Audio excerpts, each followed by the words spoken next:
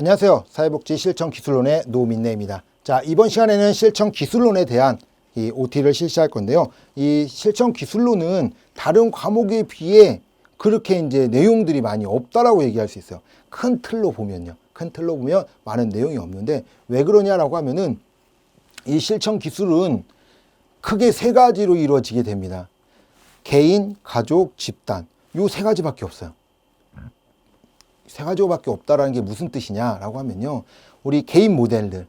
물론 이제 초반에 이제 나오긴 합니다. 이제 개인 모델 이전에 이제 나오는 것들이 있어요. 이제 가치가 무엇인지, 윤리가 무엇이냐, 막 이제 이런 사회복지 전문적인 이제 전문가에 대한 그런 내용들이 나오는데 거기서 시험 문제는 많이 나오진 않고요. 또한 나온다 한다더라도 이 실천론에서 배운 그런 내용하고 중복된다라고 말씀을 드릴 수 있습니다. 그런 내용들이 있고요.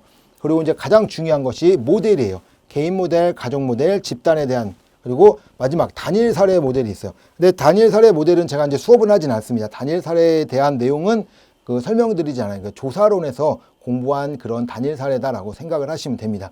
똑같이 나옵니다. 그래서 단일 사례 조사에 대한 문제가 꼭 한 문제가 출제되고 있다라는 것은 꼭 알고 계셨으면 좋겠습니다. 그래서 이제 가장 중요한 것이 이런 모델에 대한 내용이다라고 말씀을 드릴 수 있는데요. 자, 개인 모델이라고 하는 것, 우리가 쉽게 하면 정신분석 모델이라든지 심리사회 모델, 그다음에 과제중심, 인지인동, 위기개입, 뭐 강점 간점, 뭐 인파워먼트 모델, 강점 간점, 뭐 이런 내용들이 이제 뭐 문제해결 모델, 뭐 이런 것들이 나오는데 보통 모델에서 하나씩 나온다고 생각하시면 됩니다. 모델에서 하나씩 문제 나온다고 하면 보통 한 7개 정도의 문제가 출제되고 있다라고 생각을 하시면 돼요. 그래서 또 이제 뭐 중복되는 문제들, 뭐 이런 것들이 좀 나오기 때문에 뭐 7개 정도 생각하시면 되고요. 자, 이제 그러고 나서 이제 가족 모델이 있어요. 자, 가족 모델에는 가족에 대한 내용도 시험에 출제 잘 됩니다. 이 가족에 대한 특성이 어떤 것이 있느냐, 현대 사회에 이제 가족의 변화가 어떤 내용들이 들어가느냐, 이런 유형들의 가족에 물어보는 이런 무형들의 문제들도 출제되고 있다라고 이제 말씀을 드릴 수 있습니다. 자, 그리고 나서 나오는 게 또 모델이죠. 우리 다세대 가족 치료는 경험적 가족 치료, 구조적 가족 치료, 뭐 전략적 가족 치료, 해결 중심 단기 가족 치료 해서 이제 5가지 이제 모델이 있는데 이것도 하나씩 다 나온다고 생각하시면 돼요. 어쩔 때는 모델에 대해서 하나씩 다 나오고 또 어떻게 해 섞어서 또 문제가 또 나오기도 합니다.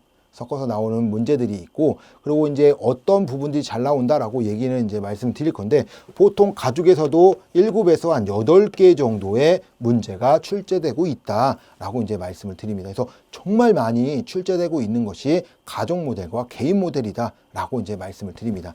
자, 집단에 들어오면 말 그대로 집단도 집단 모델이 있습니다. 집단의 모델에 대한 내용이 있긴 한데, 집단에 대한 사회도에 대한 그런 내용이라든지 또는 집단에 대한 특징들, 이런 유형들의 문제들이 또 출제되고 있다라고 말씀을 드립니다. 그래서 이런 것은 무엇인지, 이 집단에 대한 특징들, 집단에 대한 이론들이 있죠. 이론, 집단에 대한 이론에 대한 그런 개념들이 있거든요. 그 개념에 대한 그런 나오게 되고요. 뭐 지지 집단은 무엇인지, 성장 집단은 뭔지, 사유화 집단은 뭔지, 이런 문제들도 꼭 한 문제씩 출제되고 있다라고 말씀을 드립니다. 그래서 보통 6개에서 7개 정도의 집단도 출제되고 있다라고 말씀을 드립니다. 그리고 뭐 가치라든지 뭐 해서 조금씩 다르긴 하지만, 이 기술론에서도, 이 실천 기술론에서 전략적으로 봐야 되는 것은 개인, 가족, 집단, 단일 사례 모델이라는 거죠. 단일 사례는 어차피 이 조사론에서도 시험에 꼭 나오는 부분이기 때문에 공부해 놓으면 그대로 공부하려고 시험 보시면 되고요.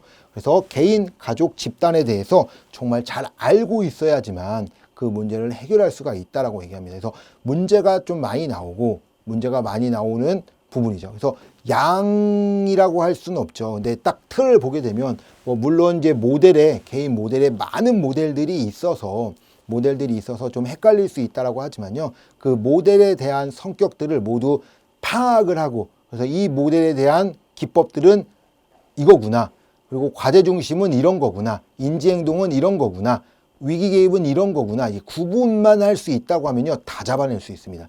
왜 그러냐라고 하면은 다른 것으로 하는 게 아니라 인지행동 모델 물어보고 과제중심 모델 내용 가져오고 위기개입 모델 가져오고 이런 내용들이 많이 들어오기 때문에요.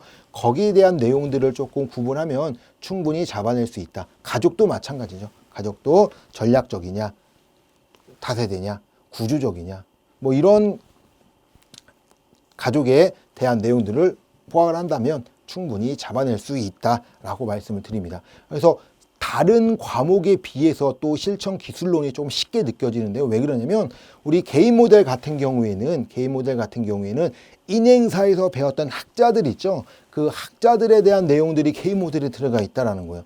우리 프로이드에 대해서 배웠잖아요. 프로이드의 정신역동 모델은 그 이론은 정신역동 모델로 나오고 우리 에릭슨에 대한 내용, 그러니까 이건 심리사회 모델에서도 같이 나오게 된다. 뭐 이런 것들처럼 우리 이론으로 배웠던 그런 내용들이 인행사의 이론을 배웠던 내용들이 모델과 연결되기 때문에 이 인행사를 좀 공부를 좀 중요시 보고 열심히 하셨던 분들은 이 실천기술론에 대한 개인 모델을 볼 때 그렇게 어렵게 느껴지지 않을 수 있다라고 말씀을 드릴 수 있습니다. 그래서 좀 연관되는 과목들은 같이 공부하시면 조금 좋다라고 말씀을 드릴 수 있고요. 실천기술론도 다른 정책이나 뭐 법이나 이런 것들처럼 범위가 넓고 깊숙이 들어가지 않기 때문에요. 그 내용들을 알면 충분히 잡아낼 수 있다라고 말씀을 드립니다. 그래서 기술론도 좀 20개 정도를 목표로 잡고 좀 공부를 하셨으면 좋겠다라고 이야기합니다. 그래서 실천론, 실천기술론은 20개, 뭐 보통 뭐 지역사회복지론 17개 먼저 이렇게 이야기를 했는데 뭐 지역사회복지론 뭐 17개 안 되더라도 뭐 16개 반타작 뭐 이렇게 하신다고 생각하셔도 그렇게 뭐 15개 정도 맞은다 하더라도 그렇게 무관하다라고 말씀을 드릴 수 있습니다. 그래서 정책론 법제를 조금 이게 3교시에서 점수가 조금 떨어진다 하더라도 이 2교시에서 좀 점수를 벌어 놓으면 충분히 만회할 수 있게 된다라고 말씀을 드리겠습니다. 자, 이렇게 해서 이제 이 실천 기술론에 대한 OT를 했는데요. 개인, 가족, 집단 이 세 가지만 좀 생각하시고 여기에 집중한다라고 생각하시면 되겠습니다. 자, 이상으로 실천 기술론에 대한 OT를 마치도록 하겠습니다. 수고하셨습니다.